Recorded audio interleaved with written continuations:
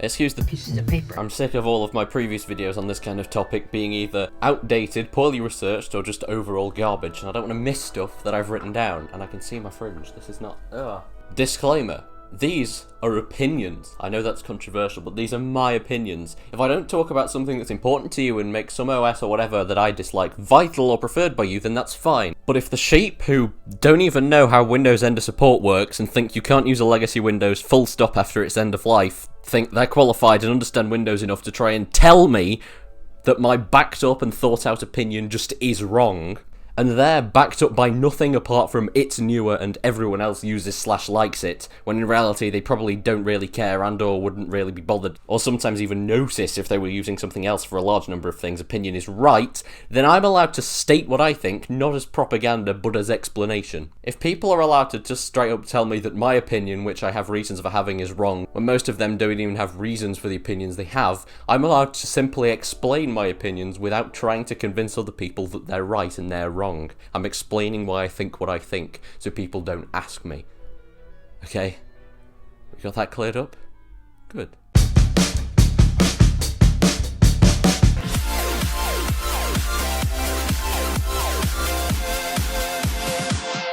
This is the part of the video where I interrupt to show you this graphic and say that only a small percentage of people are actually subscribed. Because apparently this is what you do now according to literally every YouTuber on the planet. So just to confirm this, if a factor doesn't apply to me or I don't care / know about it, I'm obviously going to ignore it as it's not a factor in my views. Okay, let's go. Windows 7 or 10, and I guess also others, and we all try and pretend 8 never happened, so I'm going to carry on with that. Good points that apply to either version. There will be a program for anything, pretty much. There will be a Windows version. Windows has great backwards compatibility. Even when updates break it, as long as you have a basic understanding of how System Restore works, which is less complicated than it sounds, and you have an install disk, it's really easy to get it back. User account control works when it actually makes sense. Basically everything is customizable with enough registry editing, and contrary to general belief, I, in my life, have never had a blue screen crash, or something as bad as that. Obviously I've had programs and stuff get stuck or crashed or freezed, but I've had that plenty of times. But obviously I've had that loads of times on Macs as well, and even on Linux, but I'm not going to blame the OS, it's because I was running it off a USB, so yeah. Obviously not counting the time I broke Vista, but that was Shut up! Obviously not counting the time I broke Vista, but you know, that was deliberate, that doesn't really count as a crash. Now the negatives of either or any version. The start menu could be easier to customize than having to go into program data or app data, but it's not too bad. Also, a lot of the times when you customize it and something updates, it puts the link to the program or makes a new link to that program back where its default place is, so you have to move it back every time. I'm looking at iTunes and backup and sync from Google, which is kind of annoying, but they don't update too often, so it's not that big a deal when you just notice it. And most of the time you can just delete the new link and the old one still works. Sometimes you might have to move the new iTunes link to the place of the old one, otherwise it doesn't have the icon, but it's really not that much effort. File name character limits get less and less the further down a folder structure you go, while Mac, to an extent, and Linux, entirely, can cope with any length file name at any depth in a folder structure. As far as I've had experience, there's probably some limit, but I've never reached it, and I have some pretty deep-going folder structures. But if you use one of those other OSs to name a file something that Windows then won't be able to cope with, Windows then can't open properly or just can't open that file, which is annoying. Also, we all know that Windows doesn't accept some characters at all in folder or file names, and neither do Mac and Linux, but they accept more, which means I find myself fairly frequently using Mac and Linux to title files and folders things that Windows won't be able to cope with using characters that Windows won't be able to cope with. Then I get back to Windows and it's just replaced by either a dot, where the character it can't understand is, which is fine for me, or the entire file or folder name gets changed completely to this nonsensicalness.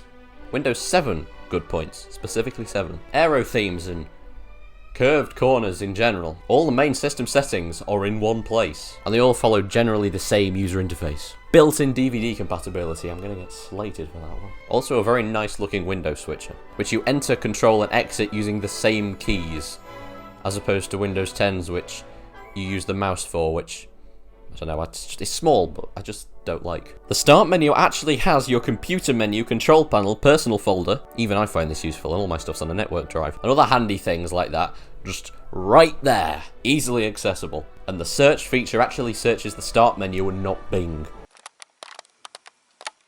Wait, am I a lawyer now? Esquire! And now for Windows 7 only bad points. Takes a bit longer to start up and shut down than 10. The basic theme is horrible and completely ruins any visual positives of the UI by replacing all the aero transparency it can find with this ugly design, if you can call it that, for the sake of old hardware or incompatible stuff, and makes the things in the corner separate squares for literally no reason. Chrome can still croak with them looking like this, even if they're not aero-y. Why can't you? Now for Windows 10 specific good points. It's kind of convenient. When I installed this, it was completely legit. I got it from the official install tool.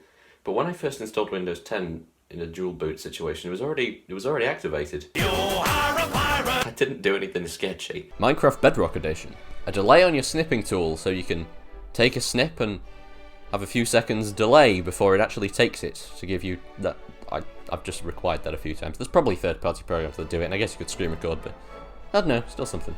I guess also better security, but common sense is the best antivirus, so I'm not going to include that in here. It's a bit nicer to set up, but that's not really important, because it only makes a huge difference when you first do so and has no impact whatsoever on day-to-day use. Windows 10 only bad points. Why are there 2 apps for everything? Obviously, everything is an exaggeration. I mean, why include Groove Music and Films and TV if you're still also going to include Windows Media Player? If you're going to make a replacement program for something, get rid of the program it's replacing. Like you did when you invented Photos to replace Windows Photo Viewer. Plus, Photos can also open videos, so you've now got 3 apps to open videos with. Why invent Microsoft Edge and still include Internet Explorer? Why not just include an IE mode or something in Edge for the prehistoric websites I imagine they still package Internet Explorer for? There's a lot of bloatware.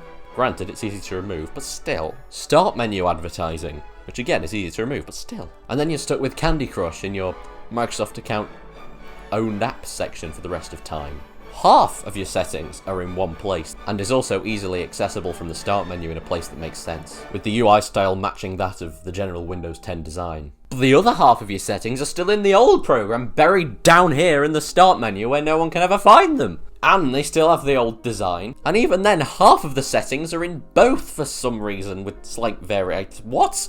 The Microsoft Store. Desktop computer and laptop software stores just generally annoy me. I'm not 100% sure why. I think it's just because people like me who have a lot of obscure niche bits of software are never going to be able to live in a world where programs only come from stores. That's why things like Windows 10S is a stupid idea. If you don't know, that's the version where you can only download programs from the Windows Store and not from anywhere else, like the internet or old discs or something, which a surprisingly large number of my older, admittedly less frequently used, but still, programs are from those places. This isn't really a Windows 10 point, but I want to put it somewhere, and this is the closest thing, the closest category I can really put it in. The newer Microsoft Office programs, they're too pay monthly. Why do you have to 365 everything and have it constantly, everything syncing over the internet pointlessly? It's like, just take me back to the olden days where you'd buy Office, you'd install it, and then you'd just use it, instead of this pay monthly stuff with installers that kind of give me Adobe vibes. Adobe installers. Adobe, you just have to be awkward and different with your installers, don't you? You can't just be normal. You have to make it so, sorry, side rant. You have to make it so you can't even rename the Adobe Acrobat setup file, and if it's slightly out of date, it deletes itself, and if you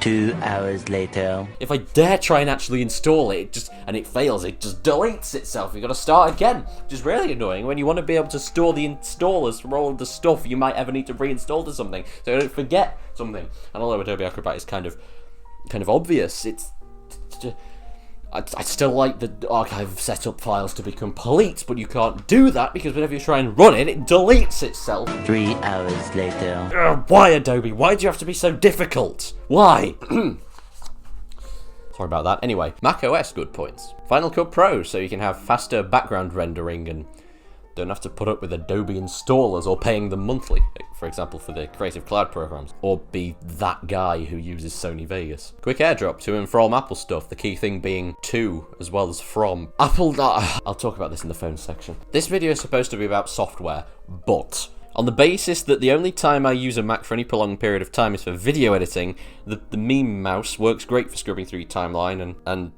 well, that's the only advantage of it over any other mouse that I have that I could use. On that note, when I played Minecraft on that Mac, which I did purely because that Mac has the biggest screen of the computers in the house and the overall easiest setup for recording the way I did, I used a different mouse because primarily that same side scroll feature that I love for Final Cut was far too sensitive in the hotbar. I was switching between items just far too much. It was horrible. This is supposed to be the positives section. At least all the main system settings are in one place and all follow the same user interface style. Windows 10! In fact, that same style is maintained through all app settings, which is just nice. I don't know.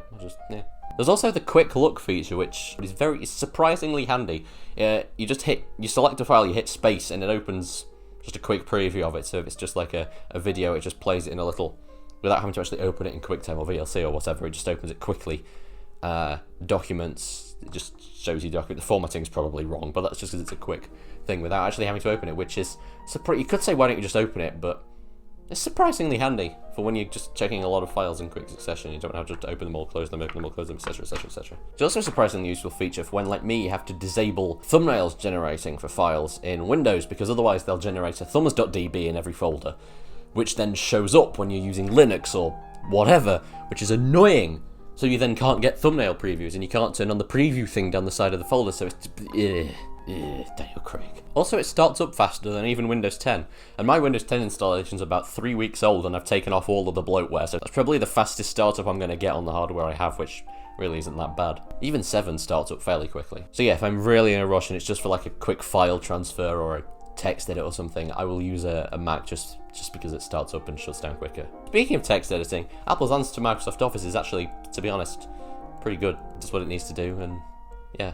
Also, Launchpad, their answer to the Start menu is a lot easier to customise than the Start menu because you don't have to go into app data and stuff. But at the same time, you can't remove things from it without first removing the app or storing it in a different place. And slightly annoying, but it's not that bad because you're not very often in a situation where there's a program there that you want to remove from there without removing the whole program. And if you remove the whole program, it's a piece of cake to get rid of it off there afterwards. It just goes. Also, I guess for the few Mac versions of applications that there are, it does have decent backwards compatibility. Oh wait! It's very ironic that back in the Windows Vista days, Apple played on Windows' poor backwards compatibility to promote themselves. Whoopee for the whole entire world. What's wrong? That isn't wrong. I mean, my new operating system arrives. I've had nothing but problems. Now I can't even use some of my software and peripherals. And now with macOS Catalina, or as I like to call it, macOS Vista, if you want to run any 32-bit apps, then well, too bad. You should have thought of that before. Yeah, thanks to macOS Catalina, you now can't run any 32-bit apps for literally no reason. Well, no reasonable reason anyway. Had I known this, I wouldn't have upgraded my reminders on my phone, which, by the way, was a feature released for phones, which has made no noticeable significant difference to how they were before, and came out to the phones before Catalina was even released. So for a few weeks or something, you couldn't even sync them with your computers, unless you used the browser, which, to be fair, I'm perfectly happy doing with Windows, but I shouldn't have to do that with a Mac. I would have just stuck with Mojave. Side note from editing that I just thought to include as a result of watching some of the old Mac vs PC adverts, which, by the way, if we want to address, it's just Mac taking advantage of the fact Vista was a mess for the most part. But one factor was the MacBook magnetic thing, which... MacBooks come with this power cord that connects magnetically, so when it gets pulled, it just pops right off. It's just a bit annoying, really, when you're sitting like this, and then whenever you rest the computer, it comes out. I sit like this quite often. Notifications and their settings were annoying enough as it was in Mojave, when seemingly everything wanted to send you a notification, but you couldn't. The apps that were sending you notifications wouldn't come up in the notification settings so you could disable their notifications until they'd sent you a notification. Speaking of notifications. And then Catalina bursts through the door dramatically. Prepare to be amazed! And resets them all, so you have to start all over again. The rest of macOS's security and privacy features make less sense than a Minecraft beacon interface, at least to me anyway. Like, what is any of this supposed to... Where do you put... No, not that. There we go. And why do half of these privacy settings need administrative access to edit, and half of them don't? If you're going to be bad, at least be consistently bad. Like, sure, don't let anyone hand out location services to any old application, but yeah, you can give any application you want access to your personal files and your camera and your microphone. Yeah, anyone can give that to any old program, that's fine. Literally half of these are editable and half of them aren't. And plus, if an app crashes, you get the option to send data, like, crashed usage data with But anyway, so this is... What? And on the same note, you're asked for an administrator password to do anything. I wasn't lying when I said this was Vista. It even has the overprotective UAC. But then a few things that would make sense to be protected by whatever macOS's UAC is called are completely fine, like partitioning the entire hard drive that the operating system's on. No, any user can do that. That's completely fine. But adding a printer, no. How dare you want to add a printer as not an administrator? That's disgusting. You should be ashamed of yourself. Who do you think you are? Using an app that wasn't installed from the Mac App Store? How? Oh, I'm offended. How dare you? In fact, not even trying to install apps that aren't from the Mac App Store. Sometimes it asks for an admin password to install apps that are from the Mac App Store, but only when it feels like it. Why do I need an admin password to install updates from the App Store? What? Do you not trust the apps from your own store anymore? What is this going to protect against? Because yeah, macOS has a desktop app store as well, which I don't really like for the same reason as Windows. Also, that mouse that I was praising before is wireless. And as we probably all know, either is charged by AA batteries or from plugging it in underneath, which... whatever, the charging part doesn't really bother me. What bothers me is literally anything battery-powered and Bluetooth. I only condone this Mac's style of mouse because there isn't a equivalent wired version. Apple's old wired mouse are absolutely horrible. What is this scroll wheel? Why are the two... Also, there's no option to just right-click and cut a file, only to copy and then delete the old file. Is it that difficult? If you drag a file from another folder on the same drive, it moves it, but if you drag a file to another folder on another drive, it copies it, which seems more complicated than it is, you get used to it, but still, just give us a right-click, cut command. I guess using command kind of makes more sense than using control, because you're giving the computer a command. Well, I guess you're also controlling the computer. I don't know, whatever. Apparently some people are confused by that. I don't know, I'm just used to using both Mac and Windows at the same time, so I'm kind of just used to it. And you have to enable the right-click functionality in the first place, which on your personal machine you do like as a one-off, and then you forget that you even have to do it in the first place, as I did. But then when you're doing it, then when I was doing it at school and I was helping people using the Macs, it's really annoying having to go around every Mac in that room and enable the right-click functionality. Also, probably the first of many things I forgot to say. In Windows, you just put your mouse in the bottom right corner and it shows you the desktop, whereas in macOS you have to manually set that up. It's the little things that once you've set up on your own machine you forget about, like I did. No, it's not so much as the mouse thing, but still. But then when you're setting it up on multiple computers at school so you can help people and still work in the way you work to get it done, it gets frustrating. There's also comparatively no customization options, and there definitely isn't a macOS version of that niche program you want, and there probably isn't even one for your mainstream software without using Wine Bottler, which quite frankly I just don't really feel like doing when I could just use Windows. Let alone a 64-bit actually compatible version. For the record, and this is kind of similar to the control command argument, sometimes I may seem like I'm defending macOS, but that's only if someone criticizes something invalid. Excuse my poor mic quality in this clip. Nobody ever complains about the stuff that is actually worth complaining about and that it's actually reasonable to complain about. No, nobody ever complains about those things. People complain about you have to hold down command instead of control. The @ sign being above the 2 instead of below the quote marks. If that was what you... If it was the other way around, you'd think having the 2 down by the quote marks would be weird. Instead, they make stabs in the dark about camera quality that are just straight up not true. Dave. Because my iPhone camera is so much worse than your camera. Of course, obviously, Dave, of course. Oh, and you also can't just say it's Apple for some reason scaling down videos from other makes of phones, because yeah, Windows, yes, thank you. And before you far-fetchedly start bringing accusations towards Windows 7 into this, When Dave was first introduced to that point of his camera phone being worse in quality than my phone, he claimed it was down to lighting. Oh yeah, because that changes the figures in the properties of the video file, doesn't it? and of course if there's some strange and bizarre, unpleasant design choice in some other brand of laptop, like my personal little ThinkPad. Granted, I've got used to this, but it's still not brilliant. That's just a one-off bad. Of course, if Apple did that, obviously, that would automatically mean everything else they'd ever done was awful. How does moving one little @ sign from one place to another automatically become a good piece of evidence for why everything else a company has ever done is bad? If anything, that keyboard logic is more logical than any other keyboard, because That, ladies and gentlemen, is the American keyboard layout. So, in America, that is how all keyboards pretty much are laid out. So, all Apple have done is thought, what's the point of changing the layout of a keyboard just for another country? We may as well leave it the same. You do know you can't understand how to do everything perfectly on something, having only done it for like the first 5 minutes of doing it, and when one thing is slightly different to what you're used to, you can't just criticise it for being different, because that'd be like me picking up a Samsung phone and criticising the things about it that are different to an iPhone just because I'm inexperienced at using it, and then you'd get annoyed about that.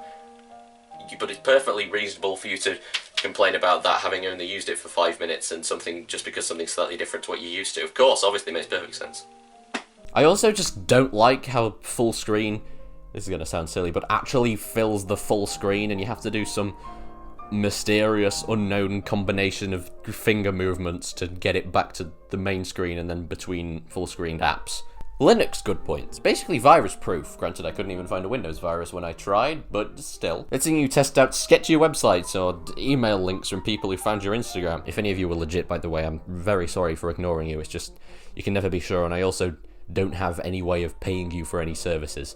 In fact, it's thanks to Linux that this YouTube channel was even started when it was. Yeah, dark times. Anyway, Linux also runs excellently on old battle-worn hardware. For example, this old MacBook Pro is horrible at running macOS, so much so that I'm not even going to turn it on to demonstrate because it'll take the rest of the day. But this thing runs Linux like a dream.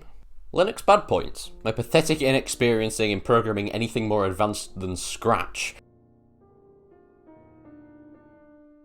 renders me incapable of doing anything that doesn't come with pre-installed software within Linux. Or if it's clearly titled in a default repository, which is the only way I even got the screen recorder to work. You would not believe the hours I spent and the amount of times I tried to install desktop Discord on that Linux instance.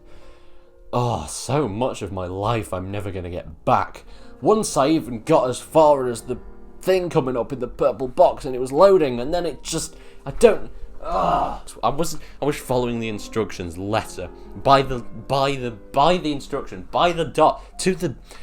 I wasn't doing anything wrong, but it just wouldn't work. I even tried to import the packages into the Synaptic Package Manager and then install it from there like it was in the repository, but it still didn't work. Because I was sick of clicking on pictures of buses in a million recaptures every time I wanted to log in. Discord, you allow bots in your servers. Why do I have to go to such immense lengths to prove that I'm not one? And how do the bots in your servers get past this? And if you allow the bots in the... Well, it doesn't make sense. You put me through this for nothing. ChromeOS good points. No, wait, no. No. I don't even know why I'm talking about ChromeOS. This section's supposed to be about computers. ChromeOS bad points. You get like 5 apps. Google Docs, Google Sheets, whatever Google's answer to PowerPoint is, Chrome and YouTube. All of which you could just get from within Chrome anyway. Granted, you can download and install stuff from the Google Play Store, but pretty much all of that's just made and optimized for phones and tablets, so it's not going to work brilliantly on a laptop kind of setup, is it? Even Bean and Captain Birdseye, Chromebook users, agree that they, and in fact their dad, dislike it, or they just didn't know it didn't run Windows before they bought it, respectively. Right, phones I can't be bothered with in detail, but this basically applies to tablets the same way, and I'm just going to get this over with. iPhone good points. And this is only talking about, like, my iPhone SE. So try not to try and apply these points to anything older, which will probably be stuck in the strange, very square times of iOS 7 through 10, or on the pleasant but outdated look of iOS 6 if you're going that old. And anything newer is just garbage and has another camera.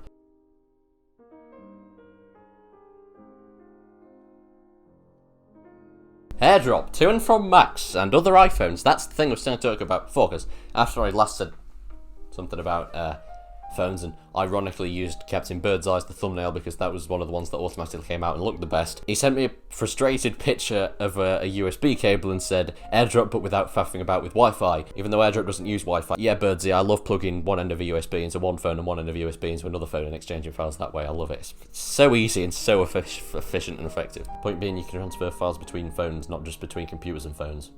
And other stuff, like iPads, but whatever. And it saves uploading stuff to the cloud, then downloading them back from the cloud, then deleting them off the cloud if you so you don't run out of space, yada yada yada yada. Also, I'm not going to take tech advice from a Chromebook user. iMessage is good, I guess, because you can text people with iDevices that aren't phones. Like I can text my grandparents through their iPad via iMessages. They don't have a smartphone that I could use, say, WhatsApp or just SMS. Mine still has a headphone jack as well, so if I dare to want to have my phone plugged in and use plugged wired headphones at the same time, heaven forbid. If I have the audacity to want to do that, then I don't need a million dongles, or just one double dongle. That sounds explicit. I'm also on iOS 13 point something, whatever's the latest as it stands, but if I say that, that'll make this video date really badly. It probably is already dated pretty badly, to be fair, but whatever. Looks, at the very least, a heck of a lot nicer than those that came before it. I reference again the unpleasant, square, sharp-edged times of iOS's 7 through 10. They weren't that bad at the time, but looking back, they've just, everything's really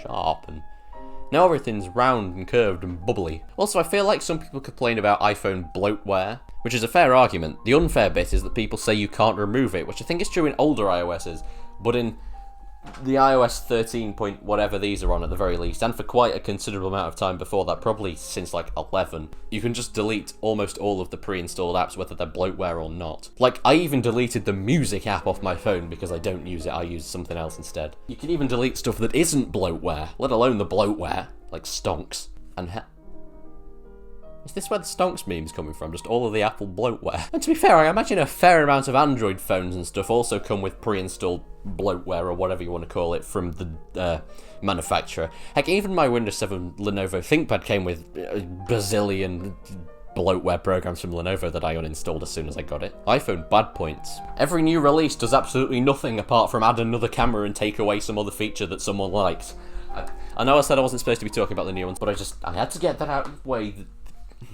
And they also seem to replace the material on the back with something slightly more breakable. Like, why would you replace the back? Why would you make the back of a phone's glass? That's just stupid. I know it's for wireless charging, but we'll get to that in due course. And Apple are just so infuriatingly stubborn and annoying that they would rather get rid of all of the physical ports on their phones than comply to the law. It's taken it to get to literal EU law for them to take action on this. That's how irritatingly stubborn they are. The law that all phones and stuff should run on USB-C.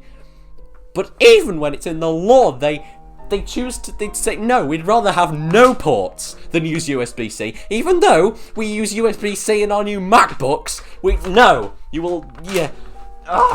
I don't know why this is getting to me so much. I don't own a single USB-C cable. My house is full of lightnings because of so many Apple stuff, because of having very pro-Apple parents. But it still irritates me that they're just being so stubborn. It's at this point, they're just deliberately showing off that they can do anything, no matter how stupid, and people will still buy their stuff regardless for some reason. By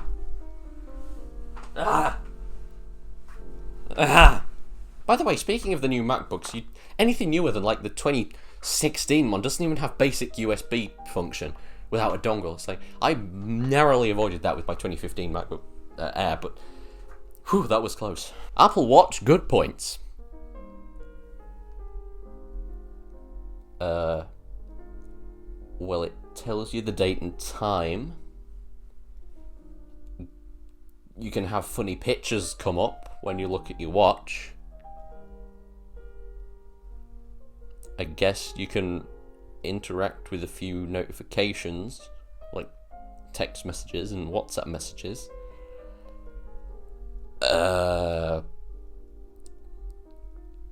Apple Watch bad points. You can barely interact with any of the notifications that it gives you. You can respond to iMessages and WhatsApp messages, although you can't see photos or actually open full conversations with the latter, and at least on this version. You can't do anything with the likes of Snapchat notifications other than think, I guess I'll get my phone out of my pocket, even though I would have just felt the notification from my pocket or heard it anyway. So, and when I used to wear this unironically for a while, all I ever used it for was looking at the time. And even that it's not very good at, because it has a 4-minute battery life, and half the time you have to actively push and prod all the buttons 70 times before it actually shows you what time it is. Granted, the battery life's fine as long as you enable the power saver mode, which disables literally everything apart from the time, which you still have to poke and prod at the screen for half an hour to even see. Even longer if it goes onto low power mode when it's getting low, just to give you a very faint view of what time it is. Why would I use this? All I use it for is to look at the time, which actively takes more effort and is more frustrating than just using a traditional watch. iPods, I have this one, so I just leave it in here for the occasional time I play music in here, and it kind of has to be in here because its battery life is, and always has been, getting it from new, not even second, so bad that it has to just be this one, because there is no way even Apple could get away with selling a product that every single one of which had a battery life this bad. Like, I left it there like half an hour ago on 20%, and it's already got down to 12 just from sitting there on the windowsill doing nothing. And it only has 9 apps on it, most of which are just the last of the bloatware that it won't let you remove. So it's not even like there's a lot of stuff doing background activity. It doesn't make sense.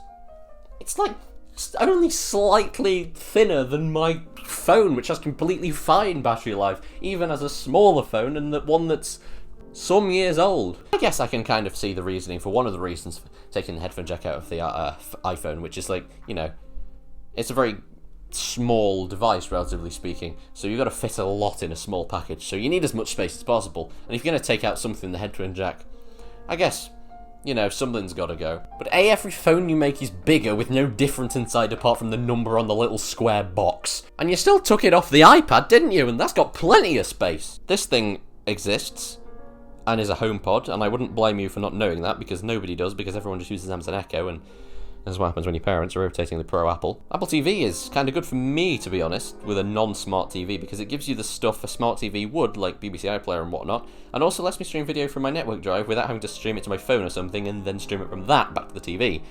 Not that I use any of this very often, mind, I mostly just use my phone, but still. I like wired headphones because I can't be bothered to remember to charge wireless headphones at the same time as charging my phone. Trust me, I've tried in the past, I always forget. Even if they have a 6 million year long battery life, I will still forget to charge them and have them die when I'm sat very comfortably listening to or watching something in one of those situations where you're just really comfy and you just really don't want to move. Also, surprisingly frequently, I have them connected to one thing and need to quickly listen to something on another thing, so I can just unplug them from one, plug them into another, listen, then switch back without having to disconnect and reconnect Bluetooth, which probably takes longer, regardless of how quickly your AirPods may pair just by opening the pack. Someone's going to get really annoyed that I just called it a pack.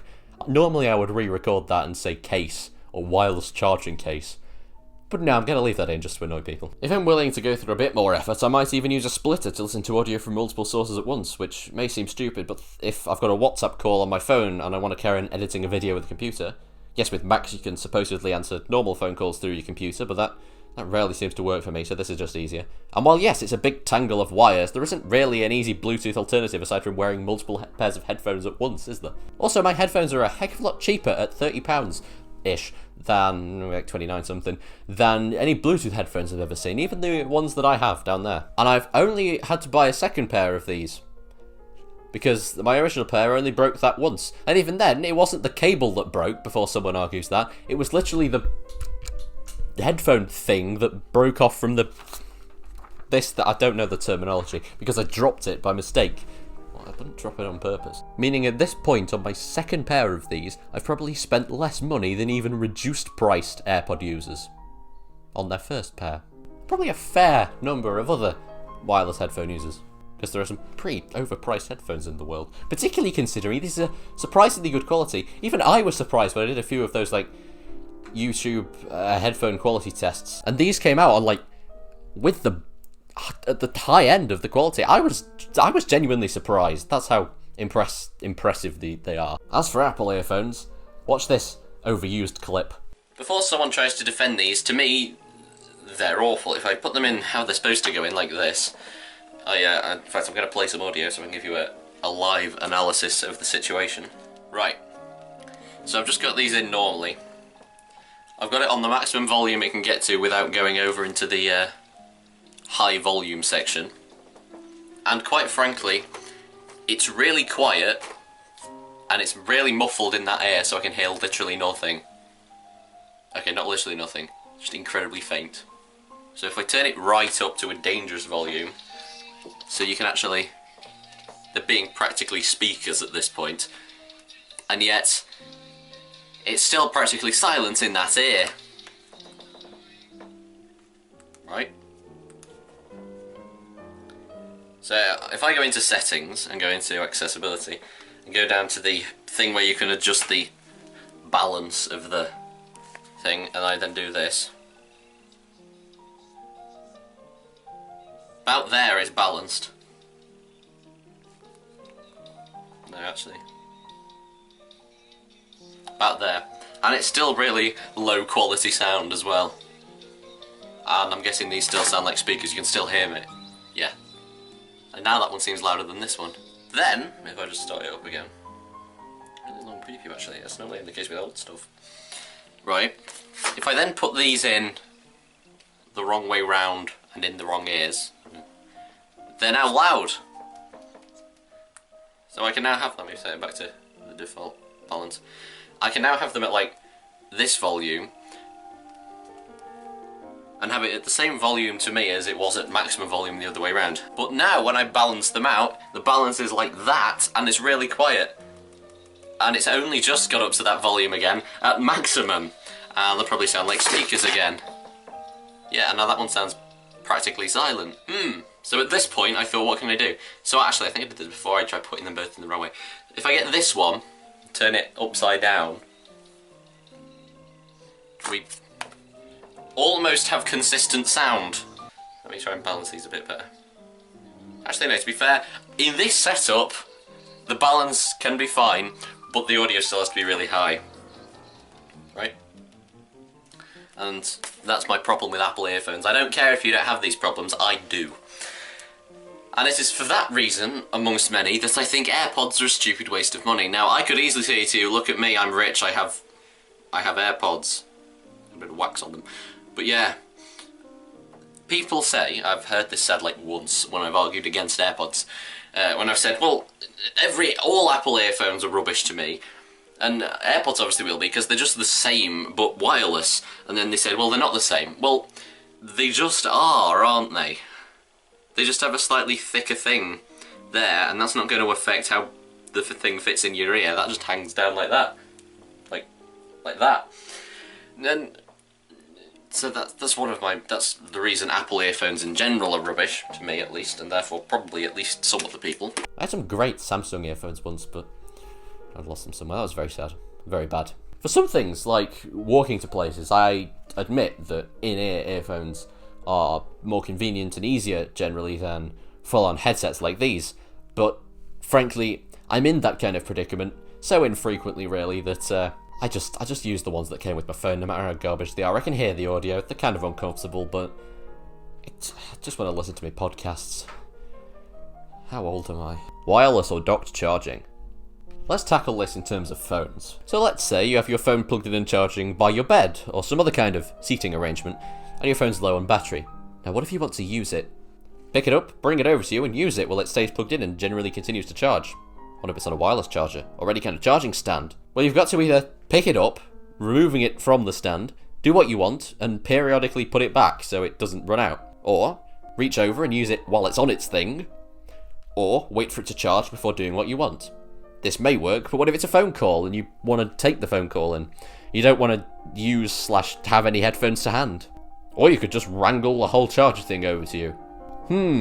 I wonder which setup is more convenient. In the end, at the end of the day, just use whatever you want. That's just why I use what I use. Do what works for you and what you prefer, and everyone stop telling me I'm wrong just because I'm doing something different to you and different to what the sheep of the world like doing. I've literally just spent the last however long explaining why I do the things I do, and yet you're still going to tell me it's wrong and give me, like, no reasonable backup apart from A12 bionic chip as to why I'm wrong and you're right. The end. Thank you for coming to my TED Talk. Like and subscribe or not, whatever. Seems like a you problem. What are you still doing here? B-roll time.